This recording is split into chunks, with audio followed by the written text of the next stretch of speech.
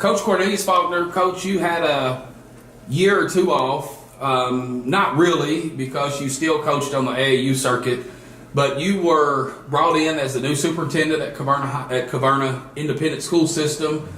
But basketball's in your blood, and you're back as the Lady Colonels head coach. How do you feel about that? Mr. Hayes, you know me, you've been knowing me for years. Basketball, I have a passion for the game, so I told the principal if they didn't find what they were looking for in a head coach, I would help. End up being the head coach, which is fine, because I've known these girls for a long time since they were in elementary school, and you know, anytime I can do my part to help out this district in whatever capacity it is, I'm going to do that. I got a chance to follow you all with your Stars program this summer. You have several girls that play for that program, even down to the 7th and 8th grade level. How do you think that helps these girls coming into their regular basketball season? More than anything, I feel like in high school basketball, especially girls basketball, nowadays if you've got one or two decent players, you can win ball games. But the thing that it doesn't help is letting you understand how to completely compete against the real competition. I feel like all the girls who played on our Stars program from the 7th grade up, they've played against really good competition all year. And I always say, if you can bring back the way you play, the speed of the game, the knowledge of the game, and the aggressiveness of the game, then when you go back to your high school team or JV team or freshman team, you're going to be a better player on the team. So I know that Green lost a lot. I think Hart actually lost a couple of key players. Offense. So I'd say being realistic, coming back into this season, LaRue County has to be the favorite to win the district. Presley Brown. How do you feel the Lady Colonels can fare in the district this year? You know, I really think we're going to be that type of team that if the team as a unit does well, not necessarily a specific player, but if the team does really well, as a group, we're going to be fine. I'm not going to give a prediction about where we are as far as where we would land. I just feel really good about our pieces as a whole. We don't have a Presley Brown, but as a unit, we've got, 7, 8 guys that can go get it. I've got people that can shoot the ball. I've got people I can stretch the floor with my bigs so they can shoot the ball. My bigs are going to be quick. I'm going to do my philosophy this year is going to be a little bit different with this team. I'm going to try to run everything through the bigs. Because if my bigs are doing well, I know my outside game is going to come. Because, again, you got the Graves kid, the Carter kid, little Stacia, Alicia's little sister. They can play and they can shoot. I'll depend on Stacia a lot to put pressure on the defense as far as penetrating going downhill. But as far as the rest of the team as a group, if they all do their parts, we're going to be really good. We're going to be better. As an outsider looking in, like I said, from following you guys this summer, watching the Lady Colonels last year, to me, and I will pinpoint one person. If Stacia Burnett goes, I think the whole team goes. If Stacia can maintain her mental outlook on the game and not get frustrated and not get down on herself, she's her own worst critic. She reminds me of my other two.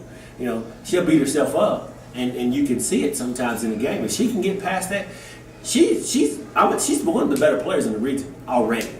But if she can maintain what she does and lead and control tempo, and they've heard me say this a lot in practice, I say 1, we got to stay out of foul trouble. That's for my bigs. Lakia and Alicia, I can stay out of foul trouble. 2, we have to control tempo of the game. That is Stacia's job this year on the defense and offensive side because she's out front. I've told Haley she's got to knock down shots. Kaylee Carter, she's got to knock down shots and be a presence. You cannot just be on the floor. When the popcorn starts popping and them lights come on, I got to see you play. You got to, and that's what it all boils down to. Anybody can be on a team. Yes. But it takes special people to be players. It takes people to play. And I think last year at Hart County, the game was going back and forth. It was a tight game. And I remember Stacia, she took over for about 4 minutes of the game. And she can do that. She penetrated and scored, and she hit an outside shot or two. And then, the next time I come back to watch her, she has a couple of turnovers, and, she just kind of loses it. And her sister, I see Alicia, grabbing her up and telling her, trying to calm her down. But like I said, I think that if if she can play a heady season of basketball, Yes. I think that you guys will be a contender for the district. Another reason I had, and I totally agree. Another reason I had you speak to the three you had to speak to, because they're going to be the leaders on the team. They don't know it yet completely, but they are. If anybody's body language is bad on the court for us, it sends a message. So our body language has to be, we got to compete, good or bad, making shots or not, turn the ball over or not. We can't get hung up on one specific thing. You got to keep playing the game. I'm also going to mention the younger players. You know, Caverna Richardson, a little seventh grader I got. She's got a lot of potential to be really good. You know, and she's decent now. She's long, lanky, got speed, and she can shoot it. You got Amaya Williams, who was their second year. We're still raw but athletic. You got Destiny Johnson, a kid that didn't play last year that came out this year, who's a freshman that can really get some major minutes for the game. You got Tavi Gonzalez, another seventh grader who can contribute. And we got this girl who moved here named Bradley Hotchkins. She's a seventh grader, but she is a Savannah Gregory motor. You know, the kid from Allen County, Scottsville that plays down at Kalamazoo with Madison. She's got that kind of motor. She doesn't have a lot of skill yet, but she's learning. If I can get those four people to contribute to the first group, we'll be okay.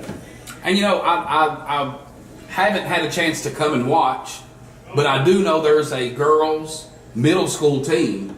Yes. That makes the biggest difference in the world. We hadn't had a middle school team in the last 2 years. And we had about 17 girls come out this year from 5th grade up to 8th grade. And that 5th grade bunch have got 3 really good little players on it. The 6th grade's got a few good players. 7th grade's got a good group. And then the 8th grade, they came out this year with some guys who got some size, but they're raw.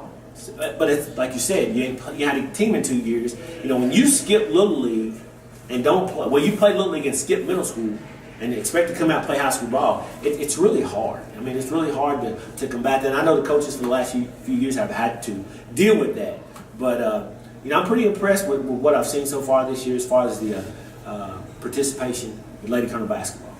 Well, Coach, we're definitely excited to catch up with you all today, and we are anticipating a good season this year. We will be following you, of course. All of our viewers don't know, but Mr. Faulkner Cornelius is one of my best friends, and so I've got to support him not only with KySports.TV but on a personal level. But we're excited to follow you all, and good luck to you today against East Jessamine. As always, you know, you guys do a great job for the state of Kentucky. You've really helped a lot of kids, and I hope that people see the involvement with KySports.TV has a big impact on the future success of the individual player.